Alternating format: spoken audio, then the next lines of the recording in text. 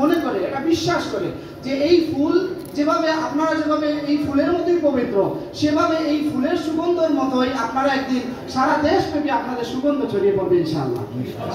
সেই ফুল দিয়ে বরণ করেছে। তালামিদ ইসলামী আপনাকে একটি ক্রেস্ট দিবে। এই ক্রেস্ট আপনার মূল্যায়নের জন্য যথাযথ না, যথেষ্ট না, কারণ আপনার পরিশ্রমের কাছে একটি শুধুমাত্র এই একটি ক্রেস্ট কোনো কিছুই না।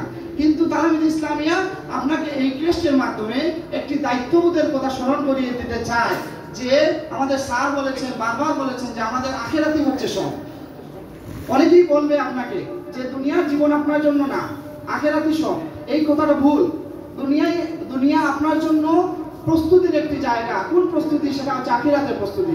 এজন্য আল্লাহ রাব্বুল আলামিন আমাদেরকে দোয়া শিখিয়ে দিয়েছেন, রব্বানা আতিনা ফিদ দুনিয়া হাসানা ওয়া ফিল আখিরাতি হাসানা ওয়া কিনা আযাবান্নার। যে আল্লাহ, আমাদেরকে তুমি দুনিয়ার কল্যাণ যেমন দান করো, আখিরাতের কল্যাণ দান করো এবং দুজকের আগুন থেকে আমাদেরকে বাঁচাও। সেজন্য আমি আপনাদের কাছে উদাত্ত আহ্বান রাখি যে এই ক্রেস্ট আপনাদেরকে দেওয়া হয়েছে এই দায়িত্বের স্মরণ করিয়ে দেওয়ার জন্য যে আমাদের একটি আখিরাতের জিন্দেগি রয়েছে। সেই জিন্দেগির জন্য আমাদেরকে প্রিপেয়ার হতে হবে, প্রস্তুতি নিতে হবে। শুধুমাত্র দুনিয়ায় আমি সফলতা অর্জন করলাম, সফলতা বলতে আমরা কি বুঝি? কোটি কোটি টাকা কামানো, এটা কি সফলতা? না। আজকে যারা 5 আগস্টের পরে এই দেশ থেকে পালিয়ে গিয়েছে, তারাও তো কোটি কোটি টাকার মালিক ছিল, তারাও তো সফল ছিল।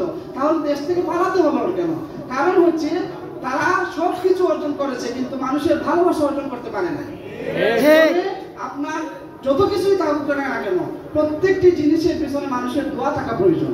মানুষের ভালোবাসা যদি আমরা অর্জন করতে না পারি, মানুষের দোয়া যদি আমরা নিতে না পারি, তাহলে আমাদের এই জীবনের কোনো অর্জন নেই, আমাদের এই জীবনের সফলতা নেই। সেজন্য আমি আপনাদেরকে উদাত্ত আহ্বান রাখবো, আমরা যেমন দুনিয়ার জীবনকে যেমন কাজে লাগাবো, সময়টাকে কাজে লাগাবো। প্রত্যেকটা সময় কিন্তু আমাদের জন্য মূল্যবান। নেলসন ম্যান্ডেলাকে একবার জিজ্ঞাসা করা হয়েছিল যে আপনি তো 27 বছর জেল খেটেছেন, জেল খাটার পর আপনি যখন বের হলেন দেখা গেল সারা পৃথিবী আপনাকে নিয়ে ব্যস্ত হয়ে গিয়েছে, তাহলে কিভাবে এই 27 বছর আপনি সময়টাকে কাটিয়েছেন? তিনি বলেছেন, I know how to manage A time.